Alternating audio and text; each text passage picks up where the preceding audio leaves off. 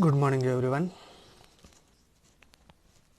Government Degree and PG College, Bhadrachalam department of history తరపున మనం ఈ యూట్యూబ్ ఛానల్ చూస్తున్నాం. హిస్టరీ ఆఫ్ ఇండియా 1526 to 1857 ఈ పార్ట్లో మనం టాపిక్స్ ఈరోజు చూస్తున్నాం. అది సెకండ్ ఇయర్ బిఏ సెకండ్ ఇయర్లో థర్డ్ సెమిస్టర్లో పార్ట్గా ఉంటుంది. దానికి సంబంధించినటువంటి ఒక క్లాస్ ఈరోజు మొఘల్ సామ్రాజ్య పతనానికి గల కారణాలు. అంటే మొఘల్ సామ్రాజ్యం ఎలా పతనమైంది, దానికి ఉన్నటువంటి కారణాలు ఏమేంటి అనేవి ఇప్పుడు మనం క్లాస్లో చూద్దాం. ఇది మనం 1526 మనకు మొదటి పానిపట్టు యుద్ధం అప్పుడు కారణాలు ఏంటంటే మనకు భారతదేశ పరిస్థితులన్నీ మొఘల్ రాజ్య స్థాపనకు బాబర్కి అనుకూలంగా ఉన్నాయి. ఇప్పుడు ఏంటంటే మనం 1707 తర్వాత ఔరంగజేబు చనిపోయిన తర్వాత మొఘల్ సామ్రాజ్య పతనానికి అనుకూలంగా మారాయి. ఎలా అంటే అప్పుడు పరిస్థితుల్లో ఏమో భారతదేశంలో మొఘల్ సామ్రాజ్యానికి స్టార్టింగ్కి రాజకీయ ఆర్థిక మిగిలిన పరిస్థితి సైనిక పరిస్థితులు కూడా బాబర్కు బాగా ఉపయోగపడ్డాయి. దాంతో బాబరు మొఘల్ సామ్రాజ్య స్థాపన చేయగలిగాడు.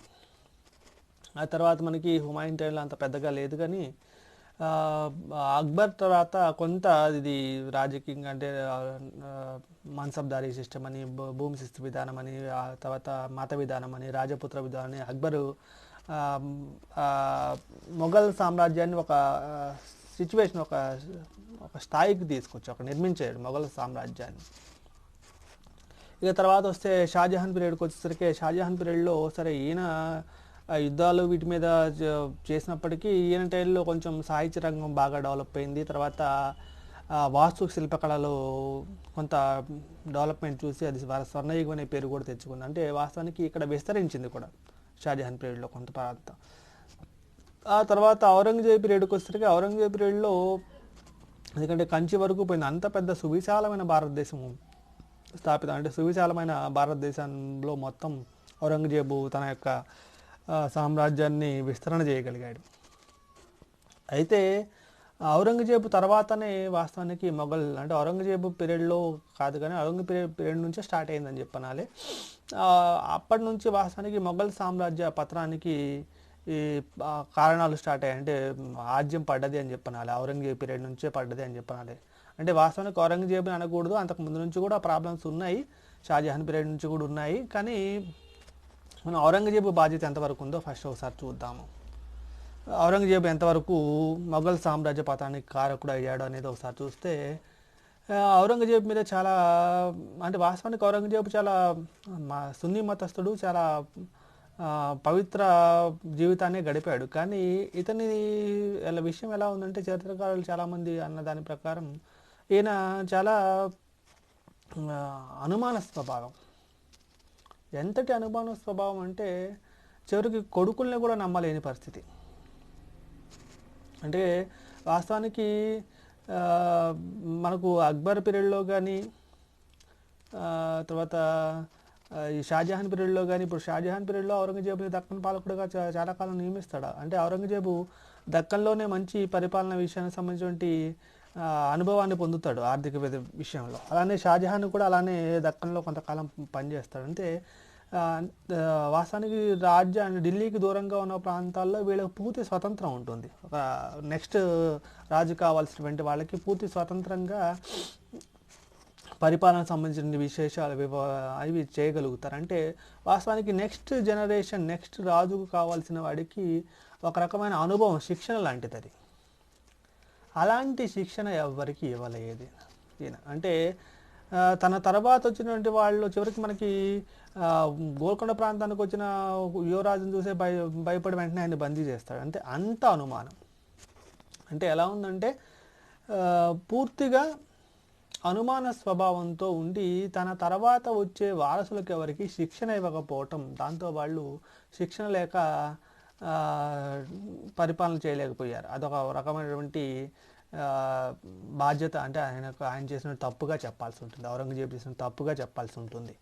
ఇక తర్వాత మనం చూస్తే ఇతనిలో పరమత ద్వేషం ఎక్కువగా ఉంది. వాస్తవానికి అఖిల భారత మొత్తాన్ని పరిపాలన చేయాలంటే ఆ, అందరి అందరి మతాల యొక్క ఫ్రెండ్షిప్ పొందాలి, అందరి మతాల యొక్క సానుభూతి పొందాలనే ఉద్దేశంతోనే మనకు అక్బరు ఈ ఇలాహి అంటే ఒక కొత్త మతాన్ని స్టార్ట్ చేస్తాడు. వాస్తవానికి ఆయన అన్ని మతాలని సమభావంతో చూశాడు అక్బర్. అందుకనే అక్బరు టైంలో రాజపుత్రులు కూడా ఆయనకి బాగా హెల్ప్ చేశారు. రాజపుత్రులతో వివాహ సంబంధాలు పెట్టుకున్నాడు, ఉద్యోగ సంబంధాలు ఇచ్చాడు. ఎవరైతే దొంగలేదో వాళ్ళతో మాత్రమే ఆయన అక్బరు యుద్ధాలు చేశాడు. కానీ ఈయన వచ్చేసరికి ఔరంగజేబు వచ్చేసరికి పూర్తిగా శత్రువులుగా మారిపోయారు వాళ్ళు. ఈయన యొక్క ఈయన యొక్క మత విధానం వల్ల ఇటువైపు రాజపుత్రులు శత్రువులు అయ్యారు, సిక్కులు అంటే ఉత్తర భారతదేశం సిక్కులు శత్రువులు అయ్యారు, జాటులు శత్రువులు అయ్యారు, బుందేళ్ళు శత్రువులు అయ్యారు. అంటే ఉత్తర భారతదేశంలో వీళ్ళందరూ అంటే వాస్తవానికి అక్బర్ పీరియడ్లో వీళ్ళందరూ ఎంతో కొంత వ్యతిరేకత లేదు. ముఖ్యంగా అయితే రాజపుత్రుల వల్లనే వాస్తవానికి ఔరంగజేబు అక్బర్ టైంలో రాజ్య విస్తరణ జరిగిన, పరిపాలన విషయంలో మంచిగా ఉన్న, భూమి శిస్తు విధానంలో తోటరమల్ లాంటి వాళ్ళు ఉన్న, ఇదంతా వాస్తవానికి రాజపుత్రుల వల్లే అని చెప్పనాలి. కానీ అలాంటి మూల స్తంభాలు లాంటి వాళ్ళని రాజపుత్రుల్ని ఇబ్బంది పెట్టడం అంటే రాజపుత్రులను ఇబ్బంది పెట్టడం వల్ల వాస్తవానికి ఈయనకే మెయిన్ ప్రాబ్లం వచ్చిందని చెప్పనాలి. దానికి తోడు అటువైపు జాటులు, ఇటువైపు సిక్కులు, కింద అయితే మహారాష్ట్రలు ఎక్కడికక్కడ వాళ్ళు విజృంభించడం స్టార్ట్ చేశారు. అంటే ఈయన యొక్క మత విధానమే ఈయన యొక్క మత విధానం వల్లే చాలా ఇబ్బంది పడ్డాడని చెప్పనాలి. ఇక తర్వాత ఔరంగజేబు ఢిల్లీని వదిలేసి దాదాపుగా 25 సంవత్సరాల పాటు దక్షిణ భారతదేశం వైపు ఉండి ఇటువైపు యుద్ధాలు చేయటం, గోల్కొండ మీద యుద్ధాలు చేయటం, బీజాపూర్ మీద యుద్ధాలు చేయటం, ఈ తంజావూరు వరకు, కంచి వరకు, వందవాసి అన్ని ప్రాంతాల వరకు ఆయన నిరంతరం ఇటువైపే ఉన్నాడు. ఇలా ఉండటం వల్ల ఏమైందంటే వాస్తవానికి ఎడతెరగని చేసిన యుద్ధాల వల్ల పూర్తిగా డబ్బు ఖజానా మొత్తం ఖాళీ అయిపోయింది. ఇంకోటి సైన్యం కూడా చాలా ఇబ్బంది పడ్డారు, సైనికంగా కూడా చాలా నష్టం జరిగింది అనాలి. అంటే సైనికంగాను ఆర్థికంగాను రెండు పరాలుగా ఆయన చేసిన యుద్ధాల వల్ల బాగా నష్టపోయిందని చెప్పనాలి. సరే, దీనివల్ల ఏమైనా లాభం సాధించాడంటే దక్కన్ ఆయన కీర్తి ప్రతిష్టలనే కాదు, ఆయన దేహాన్ని కూడా సమాధి చేసిందని చెప్పండి. ఆయన ఎక్కడే దౌలతాబాద్ దగ్గరలోనే సమాధి చేశారు ఔరంగజేబుని. అంటే ఔరంగజేబు చేసిన మెయిన్ అనుమాన స్వభావం ఒకటి ఔరంగజేబుది. అలానే ఔరంగజేబు మత విధానంతో, పరమత ద్వేషంతో ఉండి సిక్కులని, బుందేల్ని, జాటులని, రాజపుత్రులని, ఇటువైపు మహారాష్ట్రలని వీళ్ళందరినీ శత్రువులుగా చేసుకున్నాడు. నిరంతరం యుద్ధాలు చేయటం, ఆ నిరంతర యుద్ధాల వల్ల సైనికంగా నష్టపోయాడు. అలానే ఆర్థికంగా కూడా చాలా ఖజానా కూడా చాలా ఖాళీ అయిందని చెప్పనాలి. ఇది వాస్తవానికి ఔరంగజేబు బాధ్యతగా మనం చెప్తాం. ఓన్లీ ఔరంగజేబే కాదు, ఇంకా వేరే కారణాలు కూడా ఉన్నాయి. అవేంటో చూద్దాం. అవేంటంటే బలహీనలైనటువంటి మొఘల్ పాలకులు. ఈ బలహీనలైన మొఘల్ పాలకులు ఏంటి అంటే మనం ముందు చెప్పాము, ఔరంగజేబు వాస్తవానికి తన తర్వాత వచ్చే వారసులకు ఎక్కడ శిక్షణ ఇవ్వలేదు ఆయన. దాంతో వచ్చిన పాలకులు మొత్తం ఔరంగజేబు తర్వాత వచ్చిన పాలకులందరూ అనుభవం లేని పాలకులే వచ్చారు. బలహీనులు, అనుభవం లేని వాళ్ళు, బలహీనులు. దీనికి తోడు వీళ్ళు అంటే మనం చూసే షాజహాన్ కానీ, అక్బర్ కానీ ఇలాంటి వాళ్ళ అంత మంచి యోగ్యతలు కలిగినటువంటి, శక్తి సామర్థ్యాలు కలిగినటువంటి పాలకులు ఎవ్వరూ లేకపోయారు. అసమర్థత తోడు వీళ్ళలో భోగల ఆలస్యత ఎక్కువ, ఎంజాయ్ చేయటం, భోగల ఆలస్యత ఎక్కువ. ఆ భోగల ఆలస్యత ఎక్కువగా ఉండటం, దానికి తోడు ఢిల్లీ సర్దారుల చేతిలో కీలుబొమ్మలుగా మారిపోయారు. వాళ్ళు ఏం చెప్తే అది వినాల్సిన పరిస్థితి. అంటే అసమర్థులుగా ఉండటం మెయిన్ ప్రాబ్లం. బలహీనులుగా ఉండటం, అసమర్థులుగా ఉండటం, వాళ్ళకి ముందు చూపు లేకపోవటం, దానికి తోడు పరిపాలన అనుభవం లేకపోవటం, ఇవన్నీ ప్రాబ్లమ్స్. దాంతోనే ఈ సర్దారులు వీళ్ళని ఆడుకోవడం స్టార్ట్ చేశారు. కీలుబొమ్మలు చేసి, తోలుబొమ్మలుగా చేసి ఆడుకోవడం స్టార్ట్ చేశారు. దానికి తోడు ఇంకా కొంతమంది అయితే మరీ దారుణంగా, ఇప్పుడు మహమ్మద్ షా లాంటి వాళ్ళు రంగేలి రాజా అని చెప్పాను. అంటే అంత దారుణమైనటువంటి భోగాల ఆలస్యతో బతికినటువంటి మొఘల్ పాలకుల్ని మనం చూస్తాం. అంటే ఇలా మొఘల్ పాలనలో ఔరంగజేబు తర్వాత వచ్చినటువంటి పాలకులు ఎవరైతే ఉన్నారో వాళ్ళందరూ అసమర్థులు కావటం, బలహీనులు కావటం, భోగలాలసులు కావటం, ఢిల్లీ సర్దారుల చేతిలో కీలుబొమ్మలు కావటం, ఇవన్నీ కూడా వాస్తవానికి మొఘల్ సామ్రాజ్య పతనానికి కారణమయ్యాయని చెప్పనాలి. ఇంకా దాని తర్వాత చూస్తే వారసత్వ యుద్ధాలు. ఈ వారసత్వ యుద్ధాలు ఏంటి, ఎందుకు వారసత్వ యుద్ధాలు జరిగాయి అని చూస్తే ఇక్కడ మనకు ఢిల్లీలో పరిపాలించినటువంటి మొఘల్ పాలనలో మనకి వారసత్వంలో పెద్ద కొడుకే రాజు అవుతాడు అనేటువంటి ఒక రకమైనటువంటి రూల్ లేదు. దాంతో ఏమైందంటే క్రమబద్ధమైనటువంటి వారసత్వం లేకపోవడంతో అక్బరు జహంగీర్కి రాజును చేయాలా, సలీంను చేయకుండా ఖుస్రూని చేయాలని చెప్పి చాలా ఆలోచించాడు. అంటే వాడిని తప్పించి ఖుస్రూని చేయాలని కూడా ఆలోచన. ఖుస్రూ, ఖుర్రం, పర్వేజ్, షహ్రియార్ మధ్య వారసత్వ యుద్ధం చూస్తాం మనకు. జహంగీర్ తర్వాత అక్బర్ తర్వాత జహంగీర్ తర్వాత మనకు మెయిన్గా ఖుస్రూకి, ఖుర్రంకి, షహ్రియార్కి, పర్వేజ్కి మధ్య వారసత్వ యుద్ధం జరుగుతుంది. ఈ మధ్యలోనే నూర్జహాన్ జుంటా ఉంటుంది, అదొక ముఠా తగాదాలతో స్టార్ట్ అవుతాయి. అంటే ఆ తర్వాత చూస్తే మనకి ఔరంగజేబు పీరియడ్లో ఔరంగజేబు కూడా తన ముగ్గురు తమ్ముళ్ళని ఏదో ఒక రకంగా పక్కన నెట్టేసి బతకుండగానే షాజహాన్ తీసుకెళ్లి జైల్లో పెట్టి సింహాసనం మీద కూర్చుంటాడు. అంటే ఎంత దారుణమైన పరిస్థితి అంటే రాజు అంటే చక్రవర్తిగా కావాల్సిన వాడు నెక్స్ట్ చక్రవర్తి అయ్యేవాడు వీడు అని చెప్పి ఒక క్రమబద్ధమైనటువంటి వారసత్వం లేదు వాళ్ళకి. క్రమబద్ధమైన వారసత్వం అంటే రాజు తర్వాత వీడే రాజు అవుతాడు, చక్రవర్తిగా వీడే అవుతాడు, పెద్ద కొడుకే చక్రవర్తి అవుతాడనే ఒక రకమైనటువంటి నిబంధన ఉండనట్లయితే ఆ నిబంధన ఉంటే ఎవరి వాళ్ళు మిగిలిన వాళ్ళు మేము రాజు కాము, పెద్ద కొడుకే రాజు అవుతాడనే భావంతో వాళ్ళు ఉండేవాళ్ళు. మిగిలిన రాష్ట్ర పాలకులుగానే ఇలా వెళ్ళేవాళ్ళు. కానీ దానికి ఆ అవకాశం లేకపోవడంతో వారసత్వ యుద్ధాలు జహంగీర్ ఆ టైంలో వారసత్వ యుద్ధాలు చూస్తాం మనం.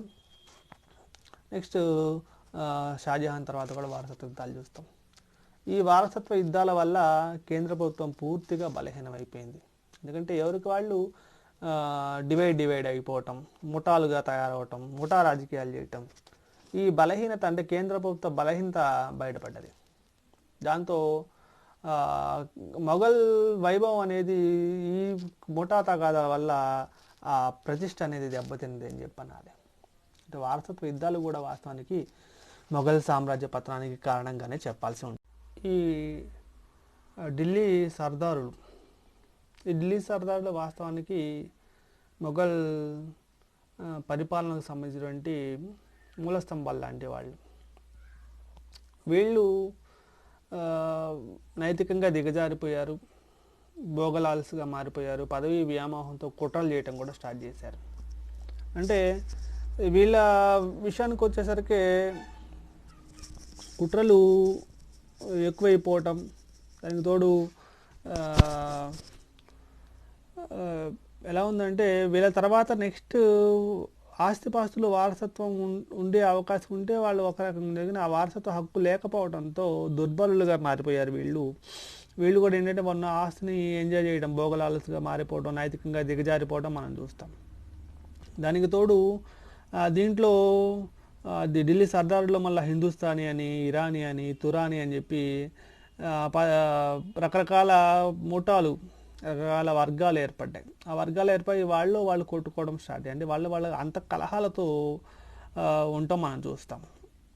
అంటే ఈ అంత కలహాల వల్ల వాస్తవానికి ఢిల్లీ యొక్క ప్రతిష్ట దెబ్బతిని, దానికి తోడు వీళ్ళు రాజుని చెప్పుచాట్లలో పెట్టుకోవడానికే బాగా ప్రయత్నం చేశారు తప్పితే పరిపాలన విషయం గురించి ఎటువంటి ప్రయత్నాలు వీళ్ళు చేయలేదు.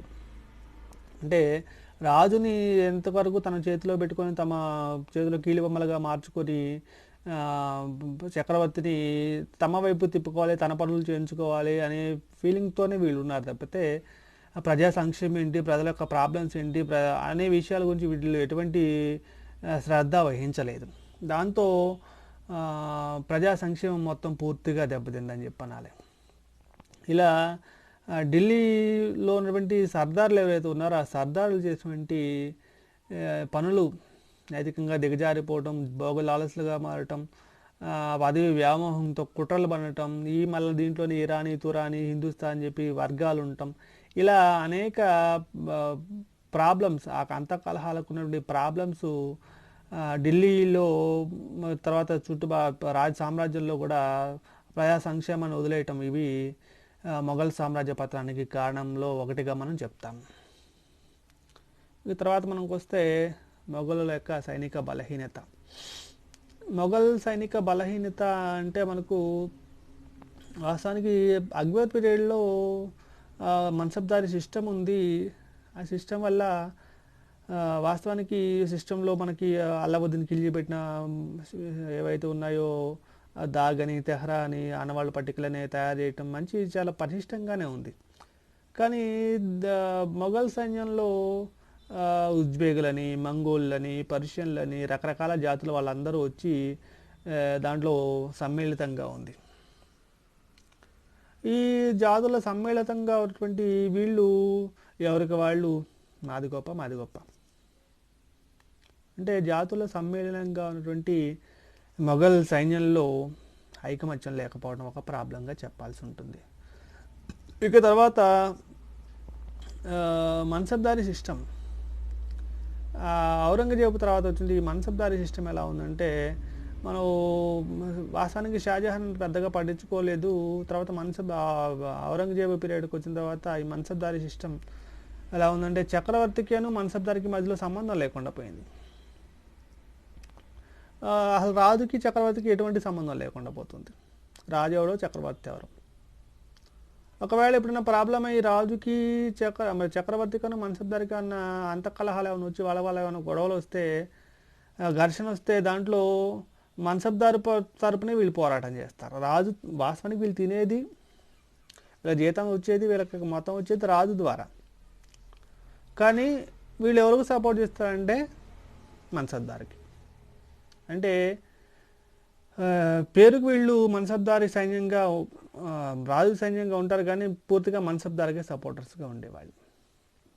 దాంట్లో ఇక్కడ మన్సబ్దారులు కూడా చాలామంది క్రమశిక్షణ లేకుండా పోవటం, భోగలాలస్తో ఉండటం, అవినీతితో ఉండటం, ఇదంతా సైనికంగా బలహీనతకు కారణమైందని చెప్పనాలి. అందుకనే ఇలా చేయటం వల్లే వాస్తవానికి కాందహార్ని కోల్పోవడం కూడా ఇది ఇలా చేయటం వల్లే కోల్పోయారు. వాస్తవానికి అంతఃకలహాల వల్లే కాందహార్ కోల్పోయారని చెప్పనాలి. తర్వాత ఈయన ఔరంగజేబు ఎంత ప్రయత్నం చేసినా కోట్ల రూపాయలు ఖర్చు పెట్టుకున్నా మధ్యాసియా రాలేదు, కాందహార్ రాలేదు, ఆ పరువు కూడా పోయింది అటువైపు యుద్ధాలు చేయటం వల్ల. అంటే యుద్ధంలో ఓడిపోవటం, ఎంతకాలం ప్రయత్నం చేయటం వల్ల పరువు పోవటం, ఆ పరువు అంటే సైనిక బలహీనత బయటపడటం. ఆ సైనిక బలహీనత బయటపడటంతో విదేశీయులు ఎవరైనా వచ్చినా కానీ, ఇప్పుడు నాదిర్ షా వచ్చినా కానీ, తర్వాత అహ్మద్ షా అబ్దాలీ వచ్చినా కానీ వాళ్ళు ఎదుర్కొనే పరిస్థితి లేకుండా పోయింది. అంటే సైనిక బలహీనత ఒకటి కూడా మొఘల్ సామ్రాజ్య పతనానికి కారణంగానే చెప్పాల్సి ఉంటుంది. తర్వాత ఆర్థిక దుస్థితి.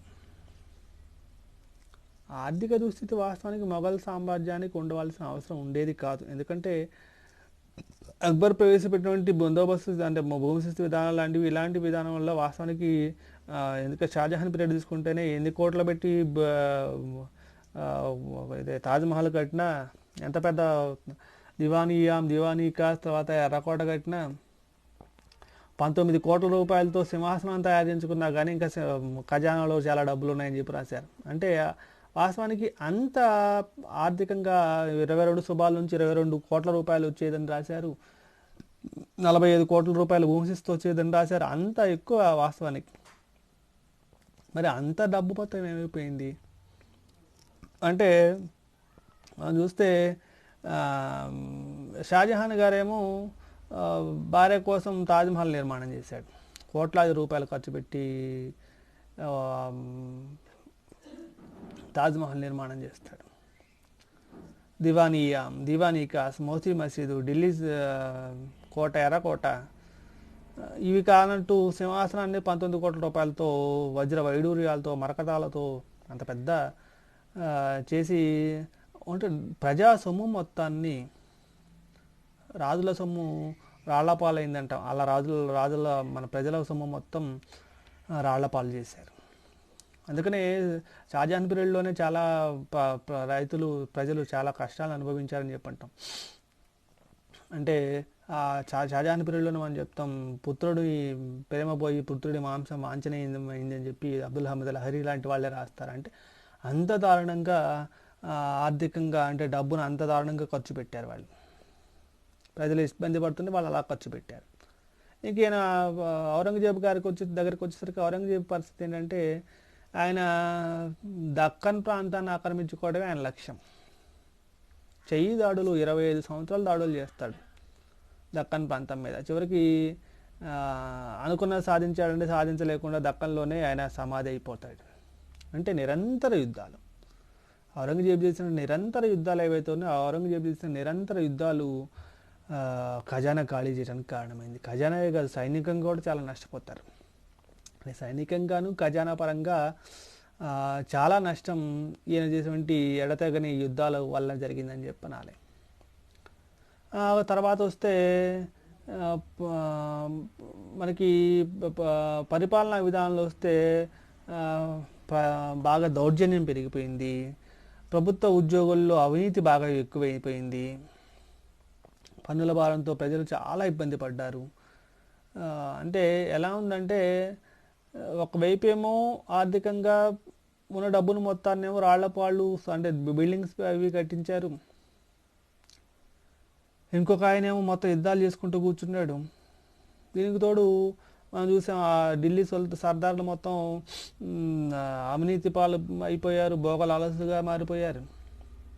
వీళ్ళ దగ్గరకు వస్తే వీళ్ళు ప్రభుత్వ ఉద్యోగులు కూడా అవినీతి పరులుగా మారిపోయారు, భోగల అలసులతో ఎంజాయ్ చేయడం స్టార్ట్ చేశారు. ప్రజల మీద మాత్రం విపరీతమైన పన్నుల భారం. అలా స్థితిలో కొన్ని సందర్భాల్లో డబ్బు లేక ప్రభుత్వం రెండో ఆలంగీర్ ఆస్థానంలోనే రాజుగారు వంటగదిలోనే 3 రోజులు వంట చేయలేదు దింపి రాస్తారు. అంటే అంత దారుణమైన ఆర్థిక దుస్థితి పట్టాల్సిన పరిస్థితి ఏర్పడ్డది. అంటే వీళ్ళు చేసినటువంటి దూరదృష్టి లేకుండా చేయటం, షాజహాన్ చేసింది కూడా దూరదృష్టి లేకుండా చేయటమే.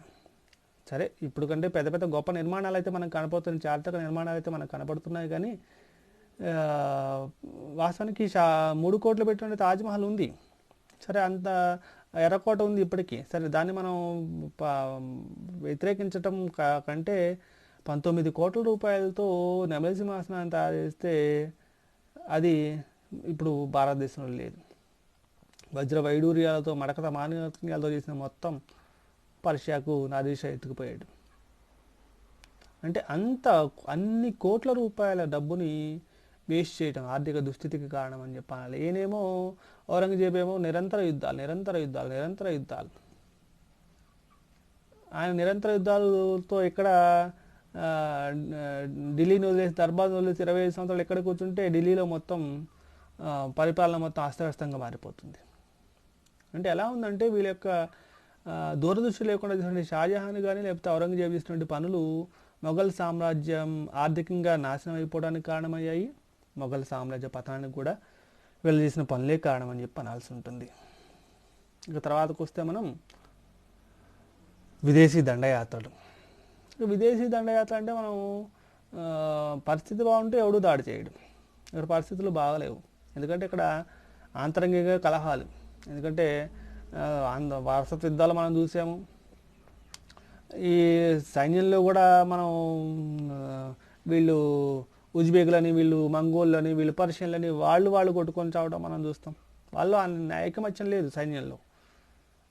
సరే, వీళ్ళు ఉందా అంటే ఢిల్లీ సర్దార్లో ఉందంటే వీళ్ళు ఇరానీ, తురానీ, హిందుస్థానీ వీళ్ళు కొట్టుకోవడం.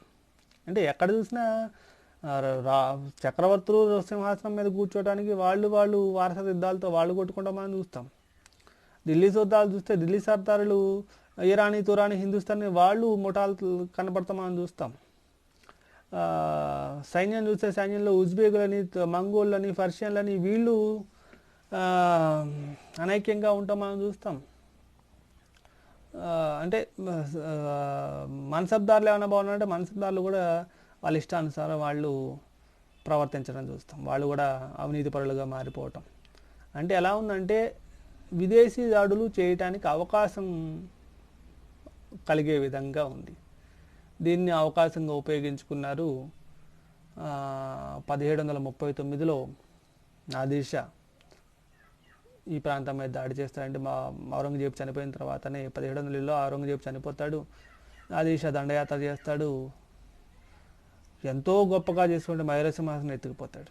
కోహినూర్ వజ్రాన్ని, అపార ధనరాశుల్ని, ఎంతో భారతదేశంలో ఉన్నటువంటి విపరీతమైన ధనరాశులు మొత్తం కొల్లగొట్టుకొని పోయాడు ఆయన. అది చాలా నష్టం అని చెప్పనాలి.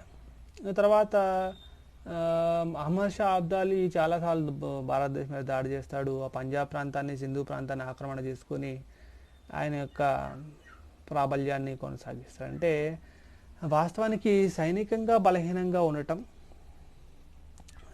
పటిష్టమైనటువంటి మన రాజులు, చక్రవర్తులు లేకపోవటం,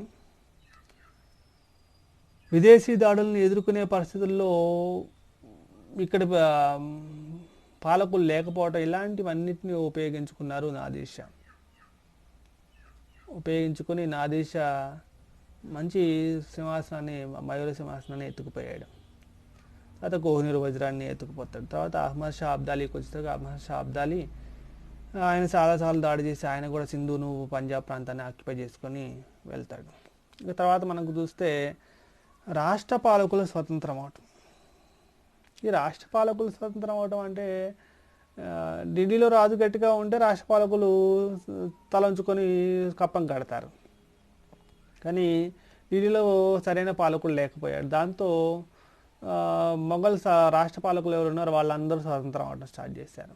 బెంగాల్లో సాదత్ ఖాను, ఢిల్లీ మనకు దక్కన్ ప్రాంతం నిజాముల్ ముల్క్, తర్వాత రోహిల్ఖండ్లో రోహిల్లాలు స్వతంత్రం మేము ప్రకటించుకుంటున్నాం అన్నారు. వాస్తవానికి నిజాముల్ ముల్క్ స్టార్టింగ్లో నేను మొఘల్కి సుబేదార్ననే చెప్పుకుంటాడు కాయిదా పత్రాల మీద. కానీ ఈయనకి తెలుసు సుబేదారి అని, ఈయన ఎలా రాసుకుంటాడో ఈయనకి తెలుసు, ఢిల్లీ చక్రవర్తికి ఆయనకు తెలుసు, ఈయనేదో పేరుకు రాసుకుంటున్నాడు సుబేదార్ అని, పూర్తి స్వతంత్రుడే అని. అంటే 1724 తర్వాత ఈ నిజాముల్ ముల్క్ ఇక్కడ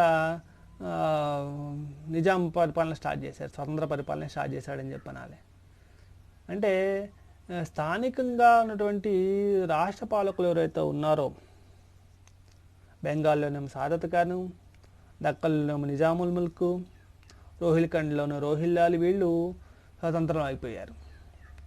ఒకవేళ స్వతంత్రాలు అయ్యారు, స్వతంత్రాలు అయితే రాజు ఏం చేయాలి, చక్రవర్తి ఏం చేయాలంటే వాళ్ళని మొత్తం తొక్కిపెట్టి వాళ్ళని అంటే వాళ్ళ యొక్క స్వతంత్రంగా ప్రకటించుకున్న వాళ్ళ మీద యుద్ధం చేసి, దాడుల్ని చేసి వాళ్ళు మళ్ళీ సెటిలైట్ చేసి తమకి అనుకూలంగా మార్చుకోవాలి. మరి అలా అనుకూలంగా మార్చుకున్నటువంటి చక్రవర్తులు ఉన్నారంటే వాళ్ళు లేరు.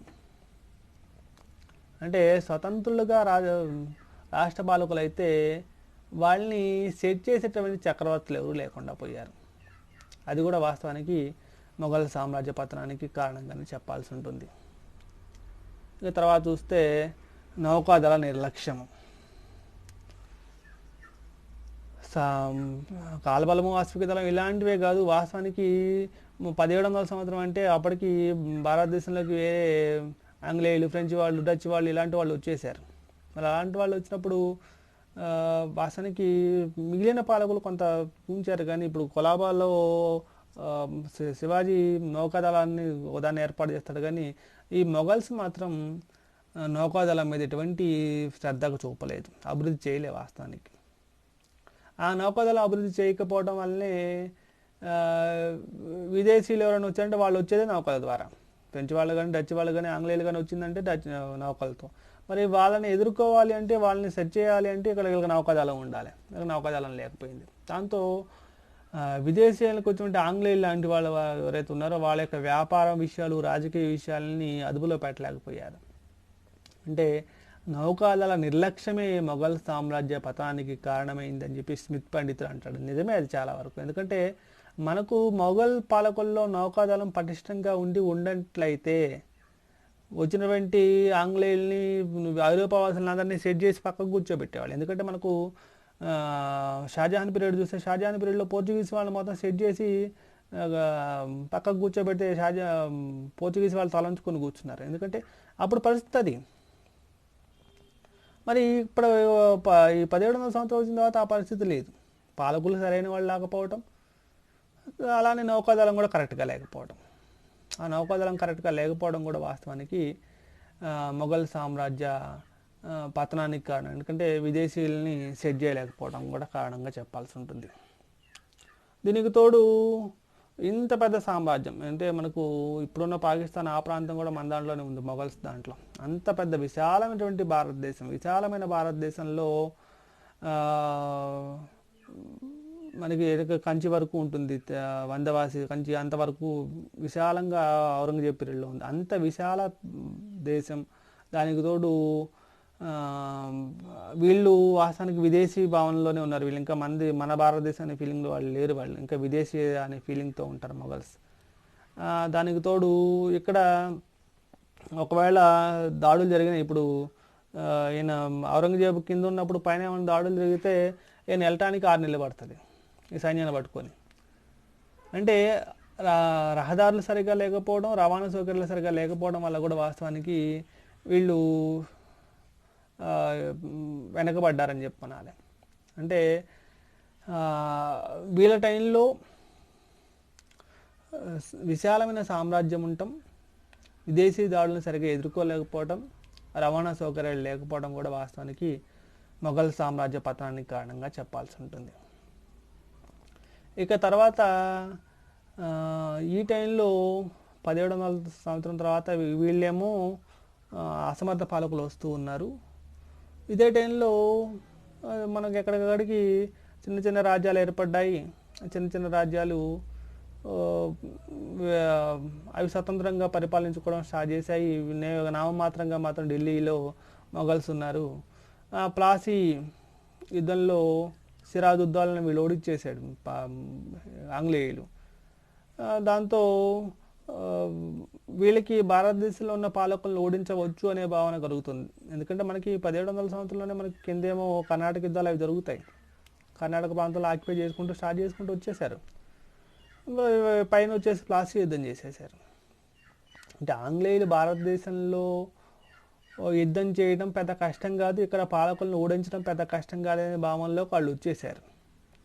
దాంతోనే ఇక్కడ వాస్తవానికి ఇక్కడ ఉన్నట్టు ముఠా తగాదాలేవి. ప్లాసీ యుద్ధంలో అంటే సిరాజుద్దౌలాని వెన్నుపోటు పడుతాడు సేనాపతి. వాస్తవానికి దానివల్లే ప్లాసీ యుద్ధంలో వాళ్ళు ఈజీగా గెలుస్తారు. అంటే ఇక్కడ ఉన్న స్థానిక అంతర్గత కుట్రలు అవి ఆంగ్లేయులకి బెనిఫిట్ అయ్యాయి. ఇక తర్వాత 1764లో బక్సార్ యుద్ధం. ఈ బక్సార్ యుద్ధంలో ఈ మొఘల్ పాలకుడు కూడా పాల్గొంటాడు, అయోధ్య పాలకుడు పాల్గొంటాడు, మొఘల్ చక్రవర్తి 2వ ఆలం షా కూడా పాల్గొంటాడు. ఈయన కూడా ఓడించారు. అంటే బెంగాల్ నవాబు, అయోధ్య నవాబు, మొఘల్ చక్రవర్తి ముగ్గురు పాల్గొన్నారు. బక్సార్ యుద్ధంలో ఓడిపోయి అలహాబాద్ సందులో దివానీ అధికారాన్ని ఇంగ్లీష్ వాళ్ళకి ఇచ్చేశారు. అంటే బ్రిటిష్ వాళ్ళు బక్సార్ యుద్ధం తర్వాత దివానీ అధికారాన్ని కూడా పొందారు. తర్వాత వస్తే మిగిలిన పాలకులు అంటే 2వ షా ఆలం తర్వాత వచ్చిన పాలకులు ఎవరైనా ఉంటే వాళ్ళందరూ మొఘల్ చక్రవర్తులుగా ఉన్నారు, కానీ ఆంగ్లేయులు చెప్పినట్టుగా వింటూ వాళ్ళ రక్షణలోనే బతికారని చెప్పనాలి. అంటే పేరుకు మాత్రం ఆంగ్లేయులు నామమాత్రంగా ఉన్నారు, కానీ వాళ్ళే మెయిన్ క్యారెక్టర్గా ఉన్నారు. నామమాత్రంగా ఉంది అంటే మొఘల్ చక్రవర్తులను నామమాత్రంగా ఉంచారు. నామమాత్రంగా ఉన్న వాళ్ళు కూడా కొనసాగారంటే కొనసాగుతూనే ఉన్నారు, పేరుకు మాత్రం నామమాత్రంగా ఉంటూ అది కంటిన్యూ మొఘల్ చక్రవర్తి పేరుతో కంటిన్యూ అయ్యారు. కానీ చివరికి 1857లో సిపాయిల తిరుగుబాటులో 2వ బహదూర్ షా ఈయన మొఘల్ చక్రవర్తిగా ప్రకటించుకొని, అంటే ఢిల్లీని ఖైజర్ హింద్గా ప్రకటించుకొని ఈయన తిరుగుబాటులో పాల్గొంటాడు. కానీ ఆ తిరుగుబాటులో ఓటమి పాలైతే ఆయన బంధించి ఆ రంగూన్ జైలుకి పంపేశారు. రంగూన్ జైలుకి పంపి ఇంకా వీళ్ళు తెలివిగా ఏం చేశారంటే ఈయన తర్వాత రంగూన్ జైలు ఏం చనిపోతారు, కానీ ఈయన వారసులు ఉంటారు కాబట్టి ఆ వారసులు మొత్తాన్ని కాల్చి చంపారు. అంటే చివరి మొఘల్ చక్రవర్తి అంటే 2వ బహదూర్ షా చనిపోవటం, ఆయన వారసులను కూడా కాల్చి చంపడంతో మొఘల్ సామ్రాజ్యం అంతరించింది అని చెప్పనాలి. అంటే ఈ మొఘల్ సామ్రాజ్యం అంతరించడానికి మెయిన్ చివరిగా ఆంగ్లేయులు కారణమయ్యారు. ఇలా మనం ఒకసారి చూస్తే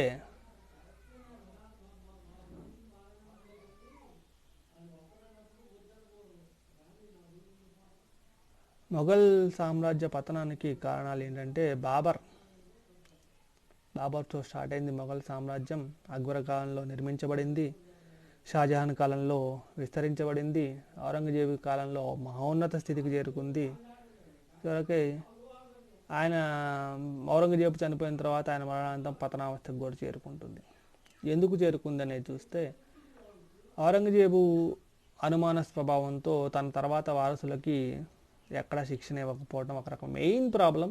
శిక్షణ ఇవ్వకపోవటం, తర్వాత పరమత ద్వేషంతో ఆయన ప్రవర్తించడం వల్ల ఉత్తర భారతదేశంలో సిక్కులు, రాజపుత్రులు, జాటులు, చుందేలులు, బుందేలులు, తర్వాత దక్కన్లో మహారాష్ట్రలో ఆయనకి వ్యతిరేకంగా తిరుగుబాట్లు చేశారు. ఆ తర్వాత మూల స్తంభాలుగా భావించేటువంటి రాజపుత్రులు కూడా శత్రువులు అయిపోయారు. దానికి తోడు ఔరంగజేబు నిరంతరం యుద్ధాలు చేయటం వల్ల ఆర్థికంగా నష్టపోయాడు, సైనికంగా నష్టపోయాడు. అది మెయిన్. ఔరంగజేబు చేసినటువంటి చాలా పనులు మొఘల్ సామ్రాజ్య పతనానికి కారణంగా చెప్పాల్సింది. ఈయన మత విధానం ఒకటి, ఈయన దక్కని విధానం ఒకటి మొఘల్ సామ్రాజ్య పతనానికి కారణంగా చెప్పాల్సి ఉంటుంది. తర్వాత బలహీనమైనటువంటి పాలకులు, అంటే మా ఔరంగజేబు తర్వాత వచ్చిన పాలకులు అందులో బలహీనలే ఉన్నారు, అసమర్థులుగా ఉన్నారు. దానికి తోడు వీళ్ళు భోగలాలసులుగా ఢిల్లీ సర్దార్ల చేతుల్లో కీలుబొమ్మలుగా ఉండిపోయారు.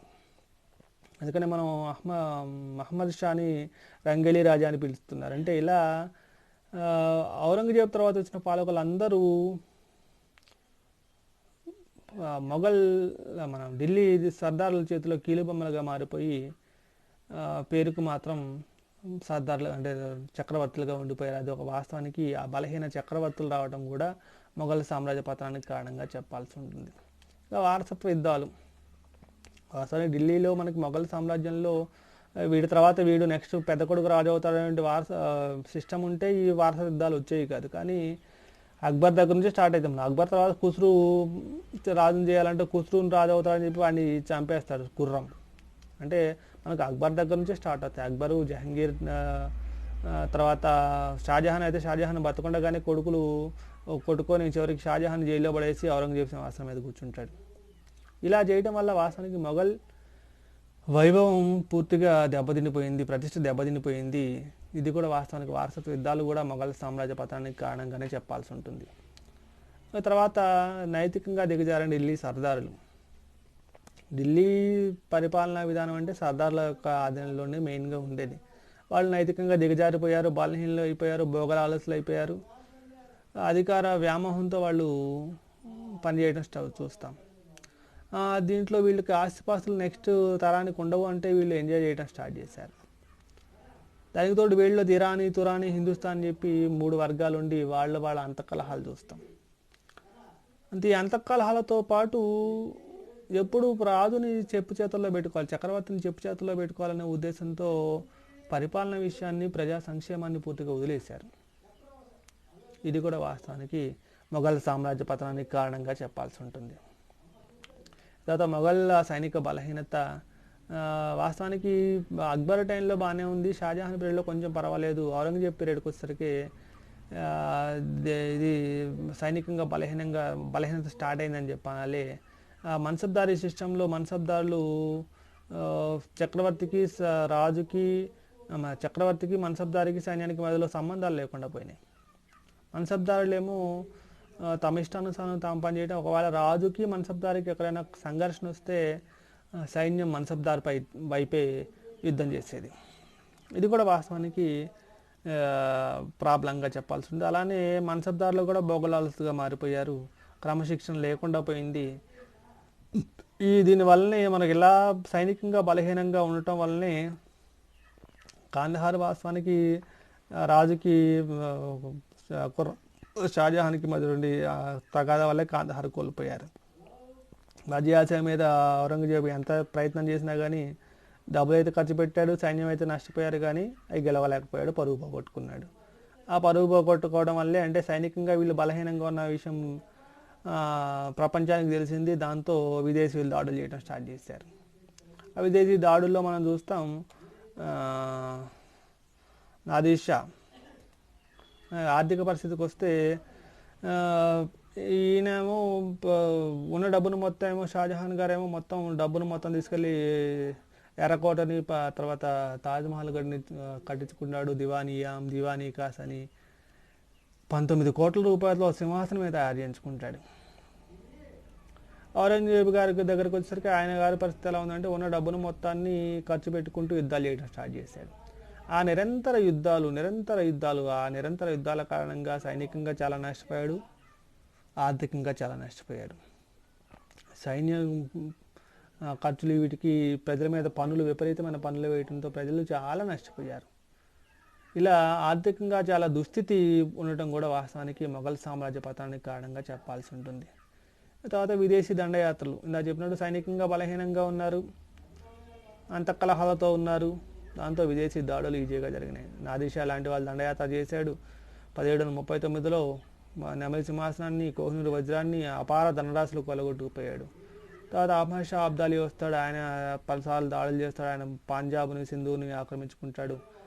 ఆయన పని తాను చేసుకుని పోతాడు. అంటే విదేశీ దాడులు కూడా వాస్తవానికి మొఘల్ సామ్రాజ్య పతనానికి కారణంగా చెప్పాల్సి ఉంటుంది. తర్వాత రాష్ట్ర పాలకుల స్వతంత్రం, అంటే స్వార్థపరులైన రాష్ట్ర పాలకులు స్వతంత్రం. ఎందుకంటే పైన ఢిల్లీలో మంచి పాలకులు లేదంటే కింద పాలకులు స్వతంత్రపడించుకున్నారు. బెంగాల్లో సాదత్ ఖాన్, ఢిల్లీ మనకు దక్కన్ ప్రాంతంలో నిజాముల్ ముల్క్, రోహిల్ఖండ్ ప్రాంతంలో రోహిల్లాలు, ఇలాంటి వాళ్ళు స్వతంత్రపడించుకున్నారు. అంటే పేరుకు మాత్రం ఇప్పుడు నిజాముల్ ముల్క్ పేరుకే శోభాదారుగా ఉండేవాడు, కానీ మొత్తం స్వతంత్ర పరిపాలనే. మరి వీళ్ళు స్వతంత్రంగా పరిపాలన చేసుకుంటున్నారంటే పాలకుడు ఏం చేయాలంటే వీళ్ళ యొక్క తిరుగుబాటులు అంచాలి. అని తిరుగుబాట్లు అంచే పాలకుడు ఎవడు లేడు, శక్తివంతమైన పాలకుడు లేడు. ఆ శక్తివంతమైన పాలకుడు లేకపోవడం స్థానిక పాలకులు స్వతంత్రపడించుకోవడానికి అవకాశం కలిగింది. అంటే రాష్ట్ర పాలకులుగా ఉన్న వాళ్ళు స్వతంత్రపడించుకున్నప్పుడు ఢిల్లీలో ఉన్న చక్రవర్తి అణచగలగాలి. అణచే చక్రవర్తి లేడు. అది కూడా వాస్తవానికి మొఘల్ సామ్రాజ్య పతనానికి కారణంగా చెప్పాల్సి ఉంటుంది. తర్వాత నౌకాదళ నిర్లక్ష్యం, సైనికంగా కాల్బలం, అశ్విదళం ఇలాంటివే కాదు, నౌకాదళం ఉండాల్సింది. ఎందుకంటే అప్పుడు 1700 సంవత్సరంలో విదేశీయులు వ్యాపారం కోసం వస్తున్నారు, వాళ్ళు రాజకీయాల్లో కూడా ఏళ్ళు పెడుతున్నారు. కాబట్టి నౌకాదళం డెవలప్ చేసుకోవాలి. కానీ ఇక్కడెక్కడ నౌకాదళం డెవలప్ చేసుకోవాలి. ఆ నౌకాదళం సరిగా లేకపోవడం వల్లనే ఐరోపా వాళ్ళు వచ్చినటువంటి వ్యాపారం కోసం వచ్చిన వాళ్ళు వ్యాపారంలో ఆకుండా రాజకీయాల్లో ఏలు పెడితే వాళ్ళని అదుపు పెట్టలేకపోయాడు. ఎందుకంటే షాజహాన్ బీడ్లో అదుపులో పెట్టగలిగాడు పోర్చుగీస్ వాళ్ళని, కానీ ఇక్కడ అదుపులో పెట్టలేని పరిస్థితికి వచ్చారు. ఎందుకంటే నౌకాదళం పర్ఫెక్ట్గా లేదు. అందుకనే నౌకాదళం పర్ఫెక్ట్గా లేకపోవడం, అంటే నౌకాదళం నిర్లక్ష్యమే మొఘల్ సామ్రాజ్య పతనానికి కారణం అని చెప్పి ఆచార్య స్మిత్ పండితుడు అభిప్రాయపడ్డాడు.